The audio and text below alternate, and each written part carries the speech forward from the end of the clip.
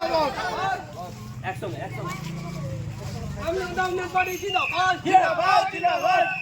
এলাকা, আপনাদের প্রার্থী, আপনাদের পাড়ায় এসেছে, আপনাদের সাথে সংযোগ তৈরি করুন, আপনাদের প্রার্থী এসে আপনারা এসে সম্পর্ক তৈরি করুন। আপনাদের এলাকা, আপনাদের সঙ্গে প্রার্থী সাক্ষাৎ। তৃণমূলকে নিয়ে আর ভাবার কিছু নেই। তৃণমূলের অলরেডি মানে 12টা বেজে গিয়েছে। কারণ ওদের যিনি প্রথমত যিনি প্রার্থী ছিলেন, তিনি প্রচার করছেন সেরকম ভাবে তিনি সাড়াও পাচ্ছেন না এবং লোকজনও পাচ্ছেন না। কারণ ওদের গোষ্ঠীদ্বন্দ্ব ভিতরে এতটাই বেড়ে গেছে যে কোনো গোষ্ঠী চাইছে না, যে গোষ্ঠী আগে ছিল সে গোষ্ঠী টিকিট পাওয়ার না ধরনে এর আগে কি বলেছে সংবাদ মাধ্যমে আপনারা দেখেছেন। বেশি কিছু বলবো না, কারণ যিনি এলাকার বিধায়ক ছিলেন তার দীর্ঘদিনের যে তোলাবাজির সাম্রাজ্য ছিল, দীর্ঘদিন ধরে তিনি যে দুর্নীতির সাম্রাজ্য কালোবাজারি করে রেখেছেন, সেই মহর্ষিপাটটা তো বন্ধ হয়ে যাচ্ছে, সেই মহর্ষিপাটটা চলে যাবে।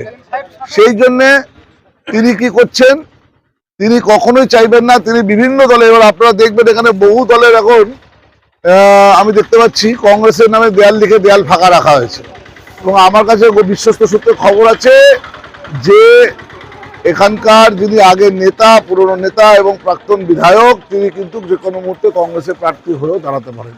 আবার আমাদের সাথেও আমাদেরও সব ঘনিষ্ঠ যারা কার্যকর্তা ও নেতা আছে তাদের সঙ্গেও তাদের যারা বিশ্বস্ত সৈনিক আছে তাদেরও একটা যোগসূত্র চলছে, আমাদের সঙ্গেও তারা যোগাযোগে আছে। এবং তিনি কখনোই চাইবেন না যে তার এলাকার, তার যে অসাধু সাম্রাজ্য তৈরি করেছিলেন সেই এলাকার কোনোদিন রাসভাটটা অন্য করাতে রাসটা চলে যাক। তাই তিনি নিজেই চাইবেন যে এলাকায় গণেশ উল্টে দিতে।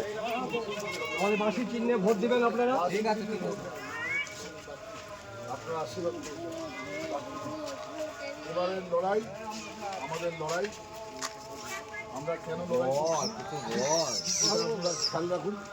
আমরা আপনাদের দরজা এসেছি, আমি আপনার কাছে ভিক্ষা চাইতে এসেছি এবং আপনারা আশীর্বাদ করলে আগামী 5 বছর আমরা আপনাদের পাশে। আমাদের প্রার্থী উত্তর বিধানসভার বাসী কেন্দ্রের প্রার্থী বাবান ঘোষ মহাশয়, আপনারা একটু আশীর্বাদ করবেন।